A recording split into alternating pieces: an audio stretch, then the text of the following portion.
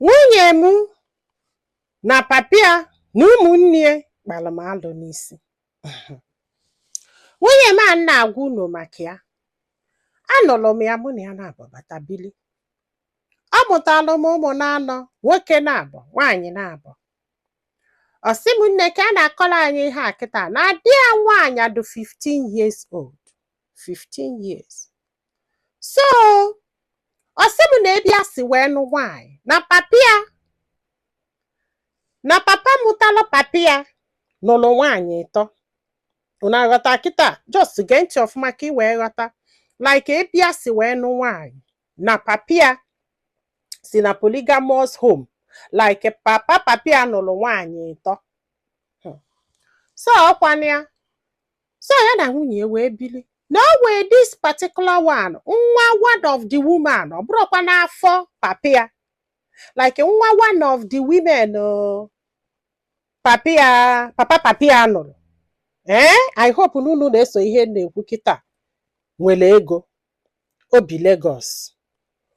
Onye nke na-ekwu esire n'afọ mama papia direct.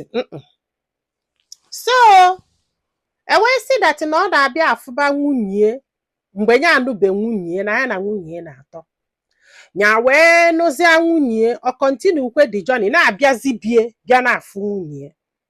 So ka ọ na-abịa ọ ga-abịa ogotesi elu ife ịmago n'ụmụaka bido na-alọ ọvịa ọ bịafali gosi elu ya na-arụ okwusi efe ọ na-akpọ ọbịa na butesi elu ife ya na-atị ya as uncle fa.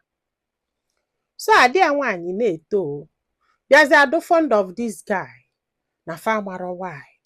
Holidays luo si na ya chọrọ ịga Lagos ka jee na nke holidays ịmago n'etu ụmụaka si eme ka eje holidays ejesi anatakwa ya kwelu. N'ife a ji wee kwelu bụ na ọnụgo nwaanyị. It's not like nọọsụ ọsị abi. Besides, no uncle ya ka ọ bụ. Ọ sị bụ ife a na-agakwa. So, every year this girl are so excited. Now when one day nyapụta na shopping mall for the guy. Nya wedata na-ajụ nwunye si a ịmakwala kịta na your uncle bata. Ọ sị na ya makwa. Ya sị a na afọ ya na shopping mall. Nwunye etie si ka ezi ka o si bata na ọ gwara fa wee kpọbịa ya na phone. Ọ sị m na ihe a emego twice. Ya na-asịzi nwunye ke ka uncle gị ga-esi bata. Nwunye na-asị mgbe ọbụla ọ bata ọ bịa fa ha na o nwere na ọ datị na ọ na-eme. Ya gbakwa nkịtị. Mgbe afọ na nwa ya nwaanyị nọ secondary school. Ya da na. Ọ sị m ọkwa na ya. O wee luo one time. O wee jesie Lagos wee bata. Nke a bụ according to nwunye o maka na nwoke na-akọrọ anyị ife a. So nwa ya nwaanyị wee jesie wee bata. Ya bụ nwunye na-enie. Na-enye neketi arụ nwa chenjisie teghesie do nnọọ ka onye dị ime. Ya na-akwado mgbe a ga-ajụ ya mgbe a ga-ajụ ya ochigekwe back to school maka na nwa ya nwaanyị afọ nọ boarding school. Na mgbe ekwutere okwu boarding school anụnwa na-ekwukwa enye Jenedis boarding school o.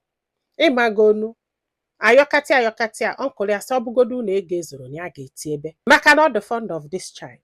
Ya wee kwelu so na o sokwu wela support ya. Ọ sị m nna ọkwana ya.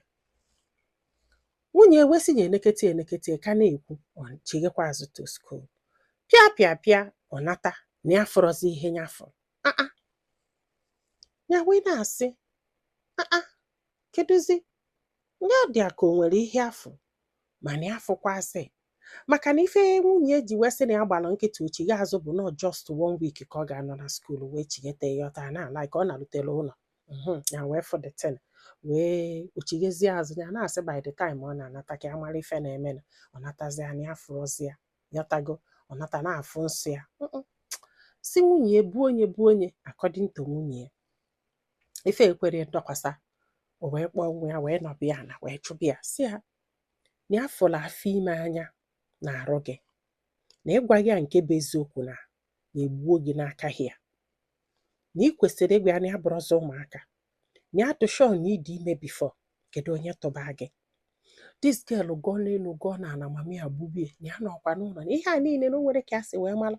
Mama ya wee gbubie o wee bido wee confess ya wee si na ya dị ime. Uncle ya wee je wee wopie nye. Mama ya wee bee wee si ya ugboro n'one ka uncle gudugo je wopụ ime. Ọ sị na ugboro na-abụ twice ka ka o tọbagolie ime o jee wụpụ ya. So nwunye wee chesie ife ọ ga-eme o wee wee jekọọlụ papa ya wee kọsịalụ papa ya na fa kọrọrọ ya. Papa ya wee na polygamous home ebe ha si wee pụta wee kọọlụ ndị na-ebe afọ papa fa o ịghọta wee kọsịalụ fa. So ha wee mee the guy invite ọjụ na ọma mbịa anọrụ na-echie kwukete ajụ na ọma mbịa. So ndị akọrọ wee papa mba wee sị na ọ bụ na ọ bịara n'afa ga-ewepụtazi okwu na ụmụnna ka ọ bịa zaa because a sị na the guy ji ego a na-respect ya n'obodo na o ji ego a na-respect ya n'obodo. Ha gwasị anya still ọjụ na ọma mbịa. So ha wee dulu nwatakịrị wee jee kpụba alụ wee kpụgide alụ kwụsị ụnụ maka ndị be anyị si eme mesie ife dị n'alụ emelụ gbasịalụ nwatakịrị mba tisie enyi ife kpụsịa ada alụ na nwunye ya ka agwa akwụ ya o si akwụsịzie alụ afọ wee bịakwa wee rụbakwa nke nwoke wee sị anya nata ka ọ bịakwa okpu alụ nke nwoke wee nata nya ka agwabazi anya dị implication na dịgel akpụgokwa alụ nna osikwa nke ọ pụọ nke o wee nata wee jekwa wee kpụba alụ nke kwụsị alụ yọsịa biko ịmagolu mee ihe niile ma emesie na nwunye ya na-eje na-echigete nwunye aka agwa akwụ ya o wee megide ihe a niile megide mesizie gbam. Then after 3 weeks the guy echigogokwa azụ back to Lagos nya ka emesiri ife niile nya nwa bụ papa nwa aka ama akwa. After 3 weeks emesiri ife niile nwunye wee bịaka wee kpọzie anya wee nọbazie anya na wee kọbalị ya ihe a niile kịta anya na-akọrọ anyị ma ndị alụtere ma ndị elutere. Ọsị m nne isi gbaka anya alapụ ọnya n'anya nyasị a isi gịnị ọ na-akọ ihe a niile na-agbaka moto na-akọgide kọsa anya sị ya chekwelo na nwa ya tụrụ ime ugboro na-abụ ọnkụlụ gị wepụsie enye